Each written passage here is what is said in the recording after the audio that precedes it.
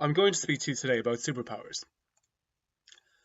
In our connected world, there is but one main supreme superpower, but that's as it stands. There is potential for other countries, or indeed a particular bloc of countries, to usurp the United States' status. Before we get into that, let's have a look at what a superpower actually is. A superpower has been defined as a country or an entity that yields a considerable amount of influence beyond its regional borders, whose domestic or foreign decisions have far reaching consequences. And these superpowers are usually defined by 7 particular characteristics, both natural and social.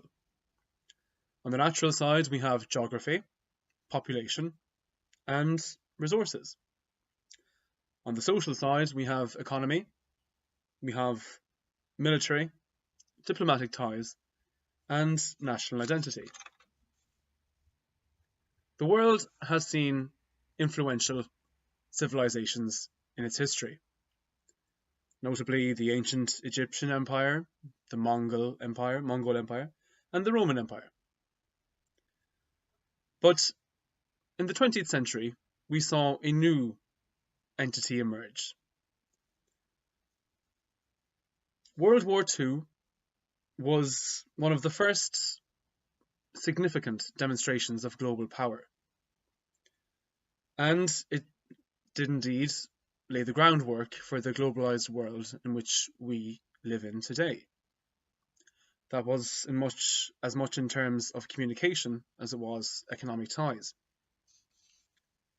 At the end of the Second World War, we saw the emergence of 3 superpowers. These were the United States, the British Empire, and the Soviet Union. Britain still had its colonies at that time and was a major player on the world stage.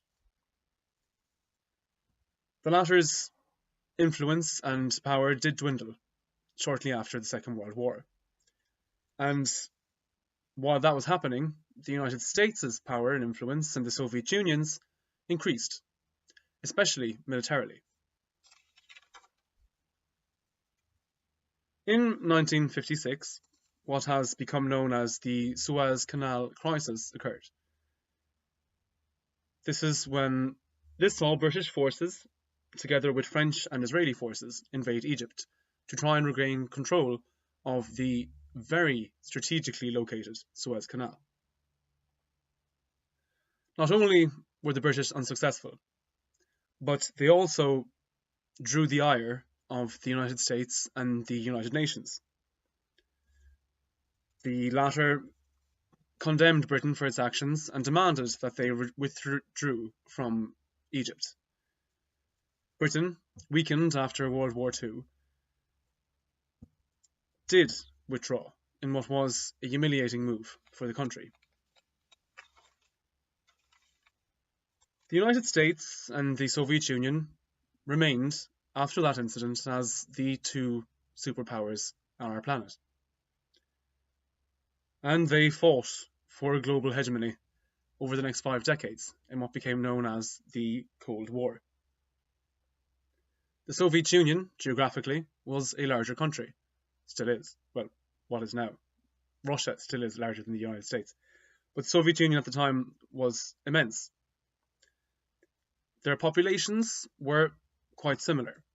Both stood at roughly 250 million. And they were both the dominant economic powers on Earth.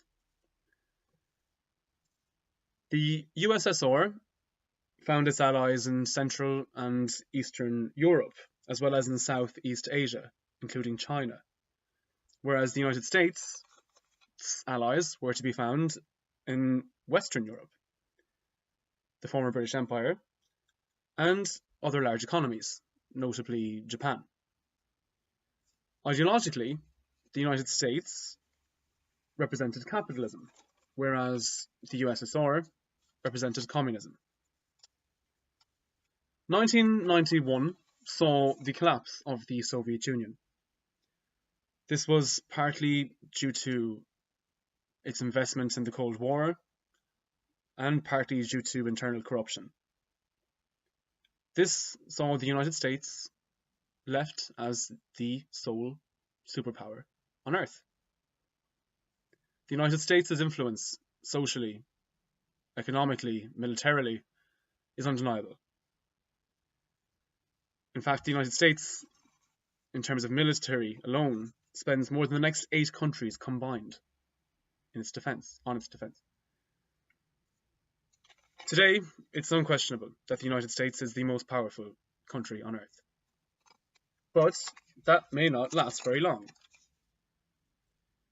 China is a manufacturing giant. India has the second largest population on Earth. Russia is a wily and extremely cunning geopolitical manipulator. Brazil is a considerable soft power with an abundance of natural resources. And there's another entity that could indeed challenge the US's status. That's closer to home, and it's the European Union. The United States' global standing has fallen somewhat since the last election. So perhaps it's only a matter of time before its status is truly challenged. Let's just wait and see.